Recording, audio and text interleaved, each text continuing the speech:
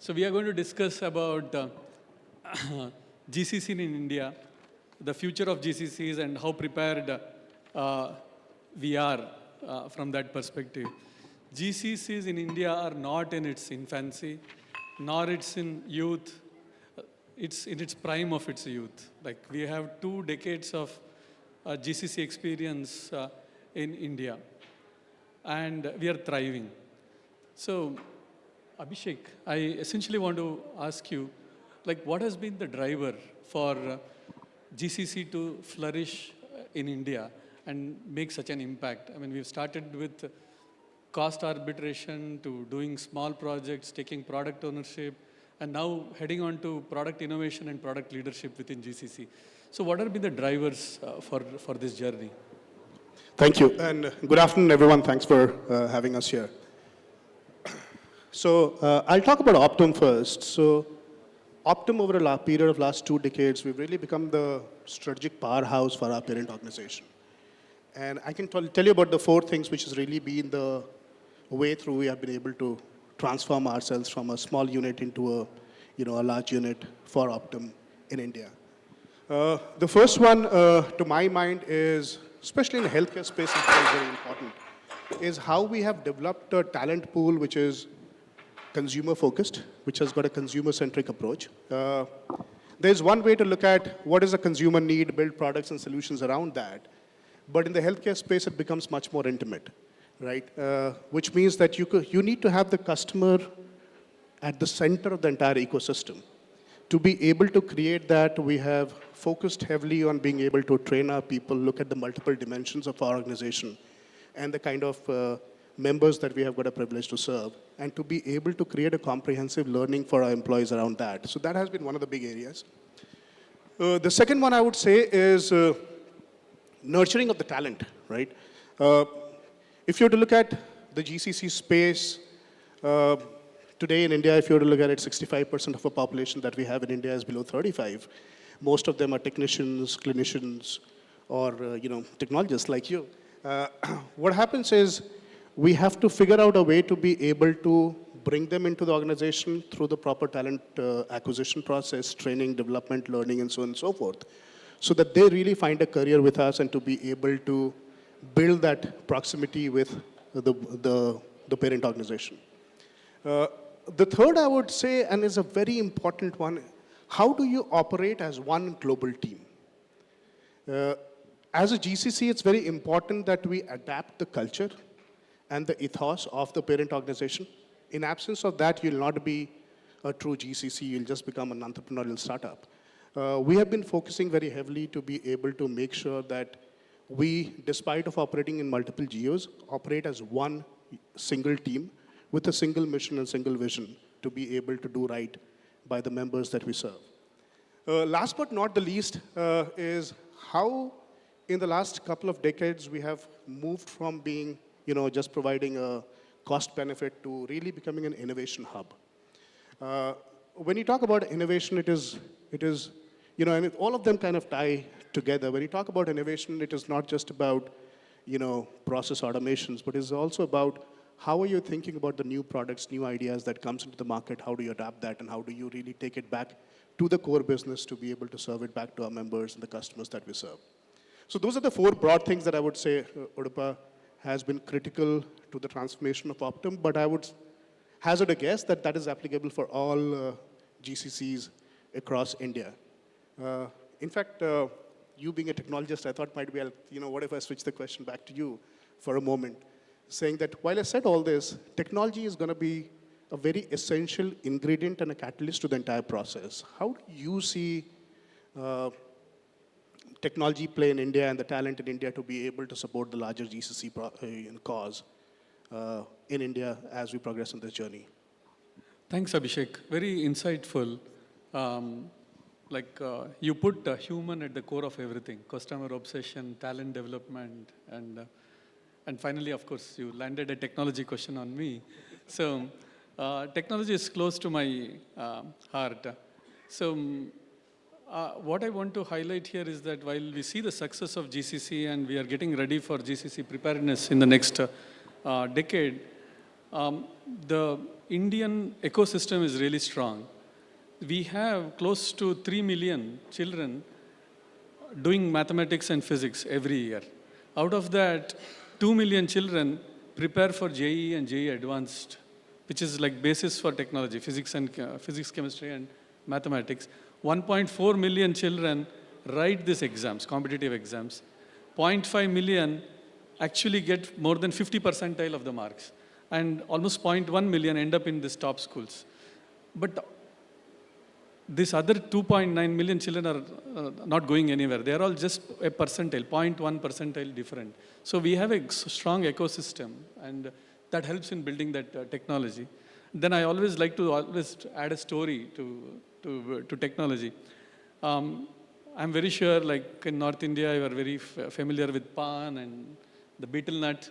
And I come from a place where betel nuts are grown. And these are like 30 feet trees, lean trees, on which only lean people can really get up and pluck the areca nuts. I have seen this in my childhood. Nowadays, there is an instrument which is fixed to that tree, and the person like pulls the lever like this and he goes up the areca tree. Otherwise, they had to cross the areca trees by swinging the trees. Recently, I saw that it's motorized. He comes, switches on the button, and like he goes up the areca tree. So technology, so the reason I'm bringing this is like the Indians have that mindset of adopting technology. So these two things, attitude and aptitude, both are there, and then the ecosystem to productize it. So this is just a product now of going up and down the areca tree. So having said about technology, I want to go to Madhurima.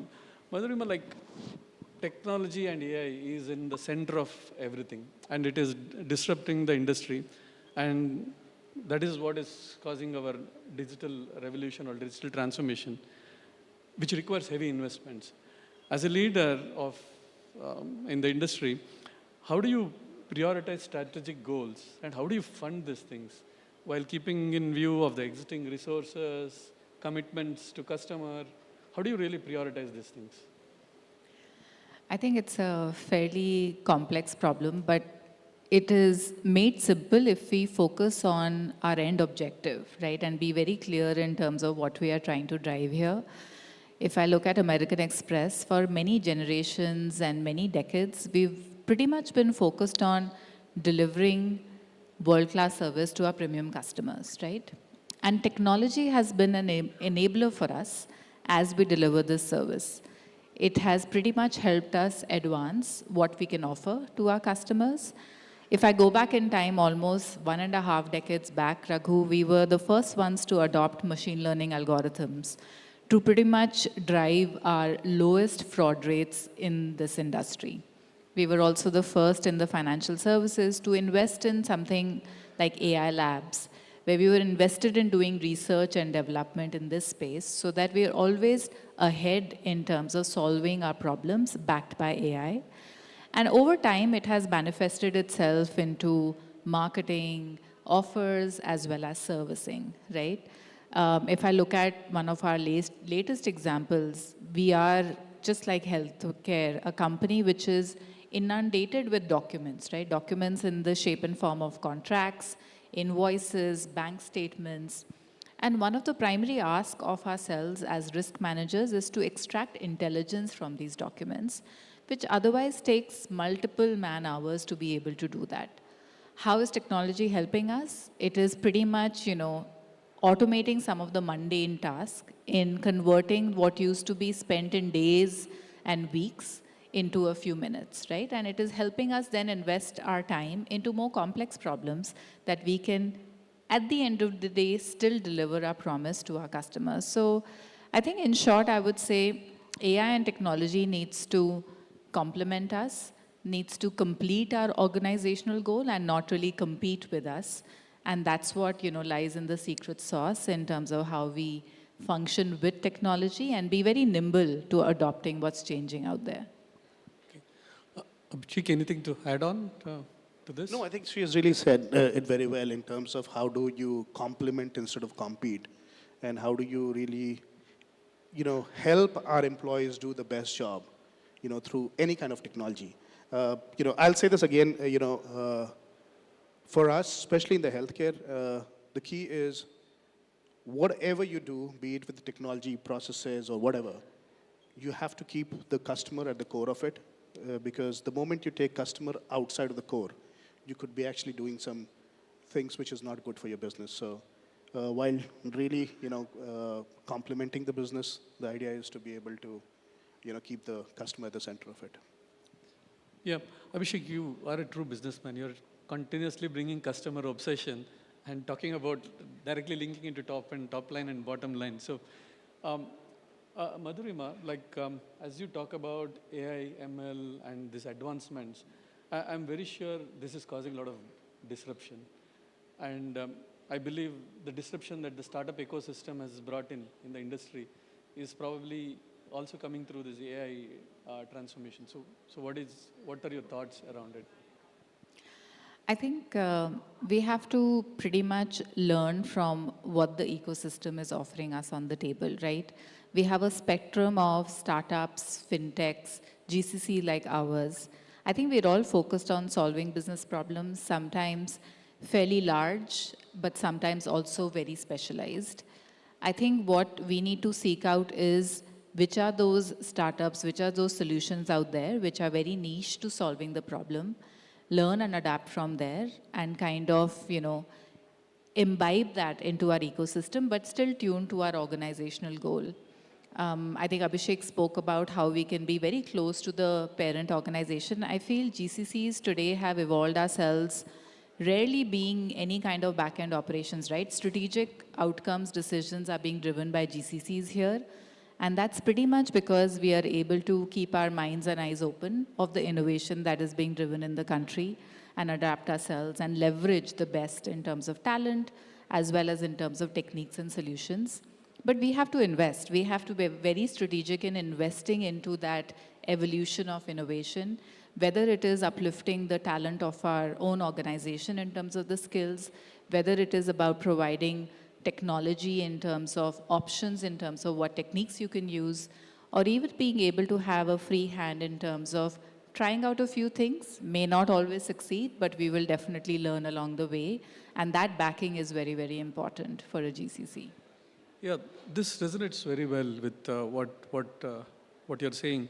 So we, in this AI journey, even within our company, we wanted to make sure that our entire population is AI literate. So we ourselves started something called as an AI academy within the company, and we came up with our own certification process for people. We're not mandating people to take any of this courses or do these certifications.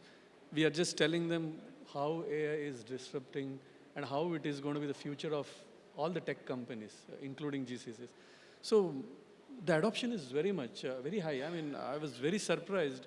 A notification was sent and we saw 300 people registering for the first round of tests. And I mean, we kept very high standards of like say 80% cutoff in the test. We saw almost 80 people clearing it in first round. So it resonates well with what you're saying. I mean, also it's about investing in people, telling people that we are invested in you and we are giving you that path to the next growth opportunity. So as we talk about GCC and we are in this world of Gen AI and AI, and you coming from the AI background, how are you using AI and Gen AI for improving operational efficiencies and of course driving innovation within your organization? Not just that, but also what are some guardrails around AI, implementation of AI? Yeah, absolutely. I think we are living in a world where AI has found its way to embed itself pretty much across the industries. Like today, we represent ourselves between financial services, healthcare, as well as technology, and I'm sure it is a core element of our organization as well. But if I think about American Express and if I think about operational efficiencies, I think it is really helping us how we can delight our customers in the shape and form of chatbots, virtual assistants, so that as we engage with our customers, we are able to reduce their wait times. We're able to talk to them in a fairly relevant manner, and we can reach them at the time of their need, which is what AI is helping us do. A lot of AI is also about predictive analysis. So really being able to understand from spend behavior, spend patterns, what are some of the preferences that it reveals itself that could delight our customers. We also use AI for a lot of new product innovations. Going back into spend patterns, it actually reveals a lot of the product features that we need to embed back into our product ecosystem so that we can be relevant to our card member base. But all of this is great. What we have to be mindful is, what you asked, Raghu, which is what are some of the watch-outs? I think earlier today we would have also heard, into these themes, which is first and foremost is really keeping in mind any kind of biases and mitigating either our processes or decision-making from any biases that can embed themselves. I also think that we have to be very, very careful about data privacy and security, making sure that the disclosures are out there in terms of the usage of information from our customers, but also protecting some of the sensitive information by creating robust frameworks is paramount for organizations like ours. And the third I will say is, a lot in the space of ethical AI, like we cannot live in a world where black boxes are created, where we don't know what is going into the system and coming out of the system. So we have to have transparent solutions which are readable by humans to interpret what is really AI trying to do. And last but not the least, I would say that we can't over-rely on AI, that it almost starts to function without any human in the loop. I think in the industry that we are, which is fairly regulated, and for the promise that we have to deliver, we have to make sure that there are certain guardrails built in place, and sometimes those guardrails are really the humans which are interplaying with AI and the automation it can provide to us. Yeah, thank you. Thank you, Madhurima. I kind of resonate again with the guardrails. Even in our organization, there is a governance team, and every AI use case is reviewed by a panel before it proceeds. And things, operational efficiencies, I mean, I can, again, sharing a story. Like, I come from a telco, which is like grown through acquisitions. We have X number of applications, and if a customer makes a call, then it's always the call agent has to kind of swivel through things to provide an answer. And this Gen AI solutions have really helped to improve the customer experience, because the wait time on the call, like, I mean, typically when we call a credit card or the banking company and they say that I am putting your call on hold for a minute, I'll come back. I mean, now being the other side, I realize like what's happening. They're going through various systems, and Gen AI is really cutting down that time and giving a better customer experience. So thank you for that. So Abhishek, coming back to you. So we talked about the Indian ecosystem, the foundational ecosystem, and the ability of the India as a country in terms of technology, the AI evolution or revolution that's happening within the country. So how do you see GCCs in India going forward in this journey? And what do you have as a message for all the leaders here, or the people tech leaders here, as to how should they be prepared for the GCC journey in the next 5 to 6 years? I wish I could predict everything, but I'll take a stab at least what I've learned. So I was reading somewhere that roughly 20% of all the Fortune 200 companies, they have got their GCC in India.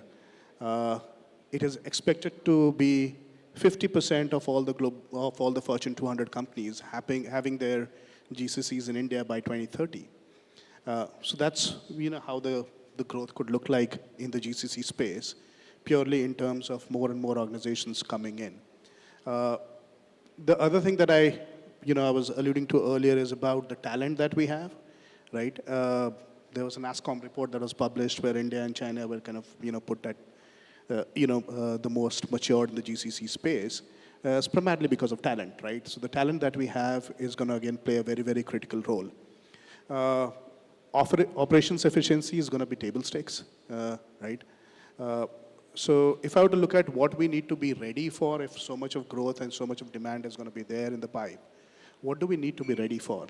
Number one is each of the mature GCC will have to focus on being able to create a center of excellence for either a capability or a product or a function or a department to be able to own it and deliver it from India. What that allows is to be able to create more ownership at the GCC level for the work type that gets performed. If you translate that more from a talent standpoint, building of these COEs would lead to a lot of global leadership roles sitting out of the GCC, right? Now, as global roles sit out of GCC, it's very important that we have got a mechanism through which we are able to hire the right talent, nurture the right talent, walk them through the entire journey. What we do at Optum is we look at, number one, creating a very inclusive workplace, but at the same time, also ensuring that we have got the right level of training intervention, cutting across all levels. Now, having those training interventions really is important to be able to build that talent and the culture required to be able to support that kind of a growth. So those are the few things that all the GCCs have to do as a table stakes to be just being able to do more for the enterprise. As I said, cost efficiencies or being able to deliver at a lower cost will continuously be a thing.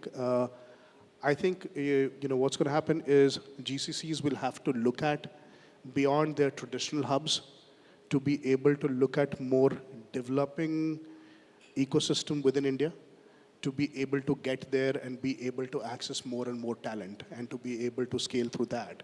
Because there could be some restrictions that might come in if you were to just expand at your hub level. I touched upon inclusion a little bit, but following the ethos and the principle of the core of the parent organization to be able to focus on diversity and inclusion is going to be critical. I read it somewhere that there's going to be around 20,000 fully accountable roles in India in the GCC space by 2030. And the good news is 30% of that, because that's going to be women leaders, right? So how do we create more of those leadership through our proper inclusive policy? That's going to be another focus area. Last but not the least, and a slightly interesting one, is sustainability. Can the GCCs in India, how do we as GCCs in India lead the path in terms of sustainability, create the right practices, understand the barriers and the way forward to really develop a sustainability COE, and not just build it at the GCC here, but how do we also scale it eventually to our parent organization? So those are the few things that I would think of are going to be critical. Number one, be ready for the growth. Number two, be able to get the access to the right talent. Number three, go to more developing locations to be able to get access to better talent.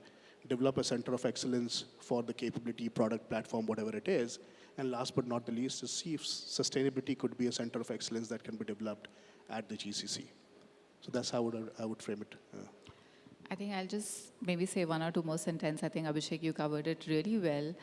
I'm just amazed and happy about the attention that we have on the GCC landscape as of today. And I think we all have to rise to the occasion from the fact that we are on the table to make those strategic decisions and for the right reasons.